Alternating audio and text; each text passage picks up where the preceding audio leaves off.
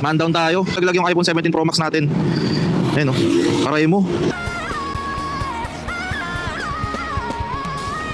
Ay nako, gastos malala. Ship ko nalaglag siya. Tapos umuwi muna ako, tapos binakap ko agad siya kasi nga alam ko pagka ganito, pwedeng mag green screen or mag black screen lang siya. So ginawa ko, binakap ko agad siya, tapos saka ako naghanap ng pwedeng gumawa ng cellphone. Original LCD ng iPhone 17 Pro Max nasa 30,000. Pero meron ako nakita na mura, same quality siya halos nung original na LCD. So doon tayo ngayon pupuntahan natin siya. Sama natin sa OBR, sinundo ko muna siya para at least meron tayong support. Kasi talagang nadadown ako guys. Maroon support lang guys. Bale yung nangyari ko, bakit siya nalaglag, hindi ko rin alam. Basta dito siya nakalagay kanina, pag uwi ko galing ship, tapos umakyat ako doon sa parking, yung lagi ko inakyatan, kung lagi kayo nanonood sa akin. Tapos hindi ko alam, bigla siya nalaglag dito sa sa pants ko, tapos hindi ko siya nasalo, napansin ko siya, tapos nakalagpas na ako sa kabilang lane, nakita ko nalaglag na siya, tapos may tatlong sasakyan na dumaan. Buti na lang, yun lang yung na-damage sa kanya, yung mismong screen lang, hindi yung camera, hindi rin na-bend yung frame.